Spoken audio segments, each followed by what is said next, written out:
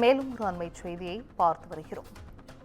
சென்னை புத்தக கண்காட்சியில் நீதிபதி ஜி.ஆர். சுவாமிநாதன் குறித்த புத்தகம் விற்கப்படவில்லை என்பது குறித்து காவல்துறை அறிக்கை அளித்திருக்கிறது. நீதிபதி ஜி.ஆர். சுவாமிநாதன் குறித்து அவமதிக்கும் வகையில் புத்தகம் விற்கப்படவில்லை என்றும் காவல்துறை தரப்பிலிருந்து தெரிவிக்கப்பட்டிருக்கிறது. இது குறித்தான அண்மை செய்தியை பார்த்து கொண்டிருக்கிறோம்.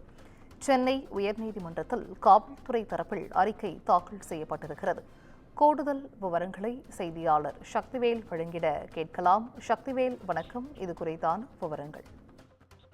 நிச்சயமாக வணக்கம் சிந்து. சென்னையில் நடைபெற்ற 49வது புத்தக கண்காட்சியில் நீதிபதி ஜி.ஆர். சுவாமிநாதன் குறித்து அவமதிக்கும் வகையில் புத்தகம் விற்கப்படவில்லை என சென்னை உயர்நீதிமன்றத்தில் காவல்துறை தரப்பில் அறிக்கை தாக்கல் செய்யப்பட்டுள்ளது.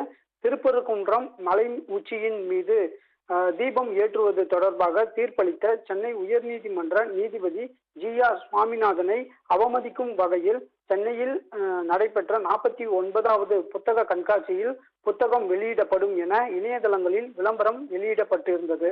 இந்த புத்தகத்தின் விற்பனைக்கு தடை விதிக்க கோரி வேலூரை சேர்ந்த நவீன் பிரசாத் என்பவர் சென்னை உயர்நீதிமன்றத்தில் மனு தாக்கல் செய்திருந்தார். இந்த வழக்கை விசாரித்த சென்னை உயர்நீதிமன்றம் நீதிபதி குறித்து தவறாக சித்தரிக்கும் புத்தகத்தை பறிமுதல் செய்யவும், புத்தக கண்காட்சி இடம்பெறாமல் இருப்பதை உறுதி செய்யவும் காவல்துறைக்கு உத்தரவிட்டிருந்தது. இந்நிலையில் வழக்கை விசாரித்த தலைமை நீதிபதி எம்.எம்.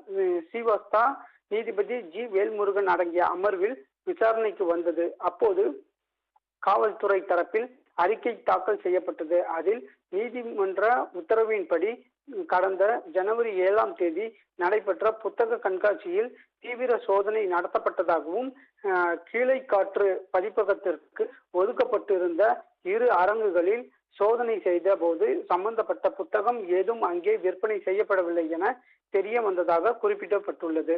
மேலும் தென்னிந்திய புத்தக விற்பனையாளர்கள் மற்றும் பதிப்பாளர்கள் சங்க நிர்வாகிகள் மற்றும் கீழ்காற்று பதிப்பக நிர்வாகிகளுக்கு சம்மன் அனுப்பப்பட்டு விசாரணையும் நடத்தப்பட்டதாகவும், அப்போது அவர்கள் அளித்த எழுத்துப்பூர்வமான விளக்கத்தில் சர்ச்சைக்குரிய அந்த புத்தகம் கண்காட்சியில் வெளியிடப்படவோ அல்லது விற்பனை செய்யப்படவோ இல்லை என்று உறுதியளித்ததாக அதில் தெரிவிக்கப்பட்டது. இந்த அறிக்கையை பதிவு செய்து கொண்ட நீதிபதிகள் வழக்கை முடித்து வைத்தனர். சிந்து,